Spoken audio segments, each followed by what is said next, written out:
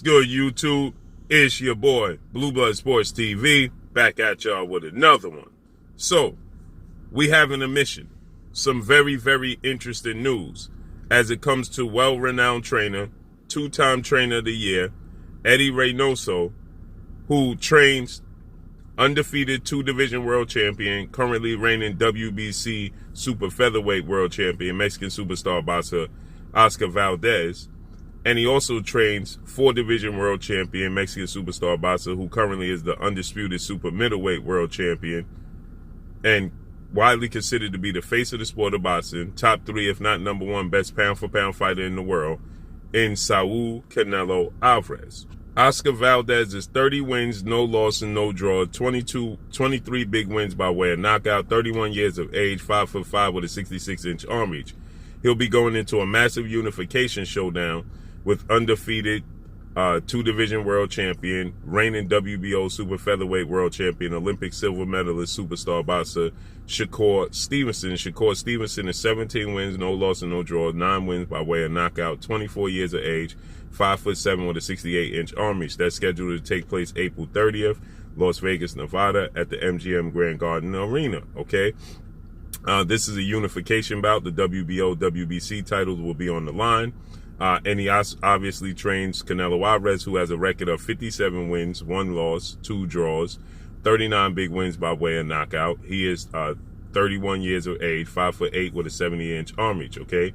With that said, Canelo Alvarez, he's chosen to fight WBA, World Boxing Association's light heavyweight world champion, Russian superstar boxer Dmitry Bivol, who's 19 wins, no loss and no draws, 11 wins by way of knockout, 31 years of age, 6 feet tall with a 72-inch arm reach. That's scheduled to take place May 7th, Cinco de Mayo weekend, in Las Vegas, Nevada, at the T-Mobile Arena, okay? Now, that's a week apart. So Oscar Valdez is going to fight April 30th. Canelo Alvarez is going to fight May 7th. So the very next week, they're going to fight a week apart, right? With that said, there's a lot of speculation that has been put to rest by Eddy Reynoso now, that Canelo Alvarez and Oscar Valdez and Eddy Reynoso's fighters are trying to avoid slick fighters, okay?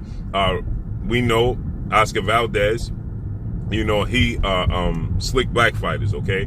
We know Oscar Valdez, he had a lot of adversity, you know, as he tested positive for a banned substance on USAID's anti-doping agency list, amphetamine, in which Oscar Valdez, he initially stated he drank tea, you know, that had, you know, substance in it, or, you know, he don't know how it got into his system ahead of his showdown with the Olympic gold medalist, Brazilian star boxer, Robson Casasio, okay? That took place, and obviously 2 weeks before the fight, this took place, and many people called for Oscar Valdez to be suspended, or at the very least removed as the champion, okay? But none of the above took place, as Oscar Valdez was backed by the World Boxing Council, the WBC, President Mauricio Suleiman, who stated that he did nothing wrong. It's equivalent to taking 10 Red Bulls. Well, Red Bull is a pick-me-up, okay?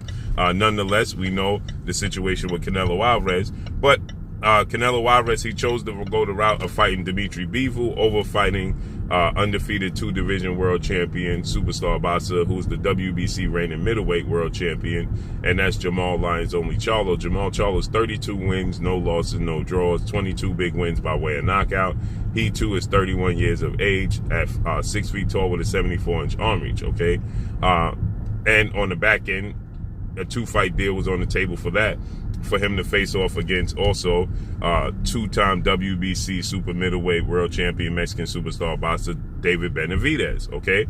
David Benavidez is undefeated, 25 wins, no losses, no draws, 22 wins by way of knockout, 25 years of age, 6'1" with a 75-inch arm reach, okay? Very active, very long arms, very aggressive fighter. But we know Canelo Alvarez in his career, he struggled with the likes of, staying on topic, he struggled with the likes of Floyd Mayweather, in which he lost every single round in his fight with Floyd Mayweather. And we know he also struggled in his fight and arguably lost to two-division world champion, Cuban superstar boxer Erislandy Lara. 2 fights after Floyd Mayweather, Erislandy Lara's a mover, slick, and he didn't get the nod. Lara didn't get the nod, okay? But Canelo Alvarez has been known to, struggle with this style of a fighter, okay? And so I stated this. I said Canelo Alvarez didn't get better. He got better at choosing his opponents, okay? Not that he can't beat a Jamal Charlo, but at choosing his opponents, he's got better at choosing his opponents, okay? And Eddy Reynoso, we know, trains Oscar Valdez, who's been avoiding Shakur Stevenson, and now we know why. He's now admitted it. Let's listen to what Eddy Reynoso had to say regarding these fighters.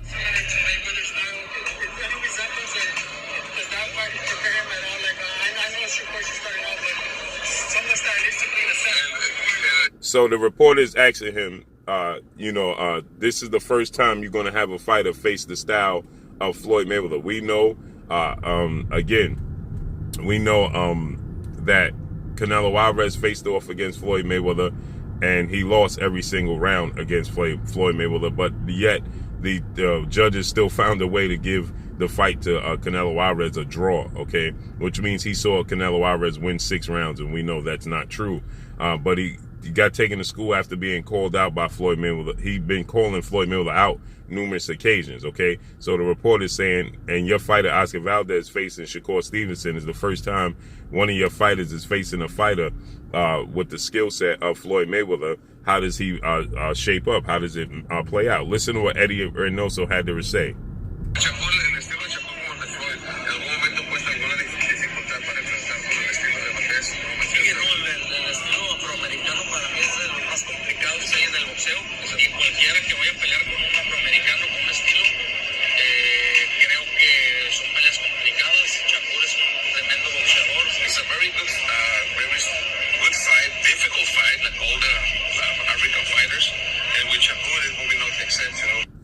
He said it's a very good fight. He's a very difficult fight, like all African black fighters.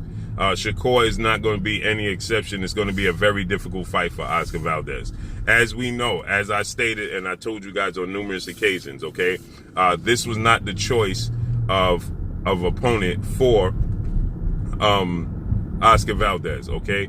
We know what took place with Bob Arum, legendary promoter, Top Rank CEO, Bob Arum, Top Rank, and the situation with Terrence Crawford, undefeated 3-division world champion, superstar boxer who's widely considered the #1 best pound-for-pound fighter in the world. Okay, Terrence Crawford, he was with top-ranked Bob Arum. His last fight was against 2-time welterweight world champion, superstar boxer Showtime Sean Porter on November 20th, and he parted ways with top-ranked ESPN and Bob Arum. And afterwards, Terrence Crawford, he's taking them to court. Okay, he's filed a suit against them, and he's saying that they don't treat or promote black fighters correctly, nor do they have much interest in doing so. And so, with that said, they stated that Terrence Crawford stated that they don't give them the opportunity. So we know Shakur Stevenson has been pursuing a fight with Oscar Valdez forever and a day, and has been unable to secure it. And it seems that as soon as Terrence Crawford came out with this lawsuit and details came out, then immediately, less than 48 hours, Shakur Stevenson was given the Oscar Valdez fight. And initially, Bob Arum, he stated that Oscar Valdez and his team, they wanted to fight with Emmanuel Navarrete, who's a 126-pounder that hasn't moved up in weight yet, okay? So that's the fight that they were seeking. I personally asked Bob Arum about Shakur Stevenson and Oscar Valdez, and he said that Oscar Valdez team wanted Emmanuel Navarrete, a more better stylistic matchup for them, okay? So it's not surprising to hear Eddy Reynoso, and it's just to him say this, it's just to hear him admit it publicly is what's surprising about this, okay? So now we know for sure that they're not pursuing, African-American fighters, because they're very difficult, as Eddy Reynoso has stated. Now, I personally think that, a fight between Canelo and Jamal Charlo's style, he's more flat-footed, but he's definitely athletic. He's definitely big. He's strong. He has a great jab. He has power. But again, Jamal Charlo is not, a mover, okay? He's not a mover, but he's definitely athletic. He's big. He's strong. He has a high ring IQ. He has a beautiful jab, so he's nobody's walk in the park. And I stated this. I think that Jamal Charlo is the most difficult fight out of the 4 opponents, stylistically. But I don't believe that there was a path to least resistance. I don't think, him choosing Dimitri Bivol, because Dimitri Bivol's a mover. He's, somewhat athletic, but he's big and he's strong, and he has a high ring IQ, right? Boxing skills. So he comes from the European style of school of boxing, but I believe Canelo Alvarez is going to win that fight.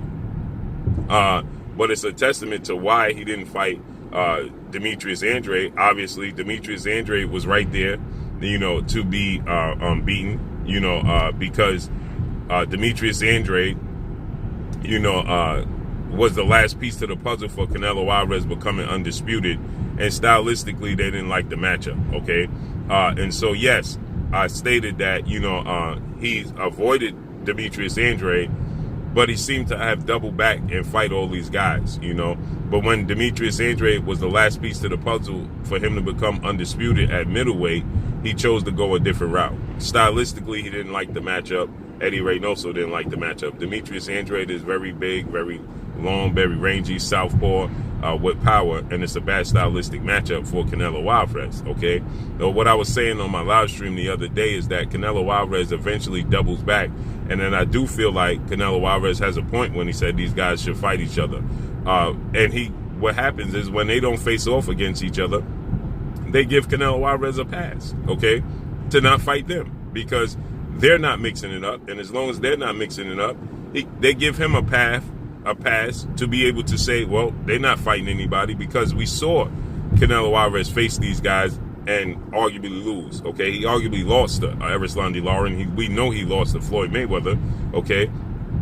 And so, we actually saw him actually get in a ring to see it and prove that that's an issue, okay? But yet, nonetheless, these guys have to get in the ring, mix it up with one another, so he can't deny facing off against Demetrius Andrade or Jamal Charlo or a David Benavidez for that matter, okay?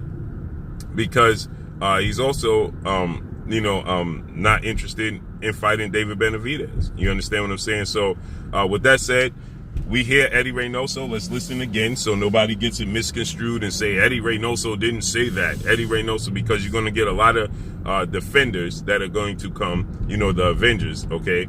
They're going to come, they're going to show up, and they're going to say, no, he didn't say that. Eddy Reynoso didn't say that. Eddy Reynoso, he means they're going to get a lot of defenders. So let's listen again. Mayweather style, any resemblance? He said, I know Shakur's just starting out. So the translator's asking Eddy Reynoso.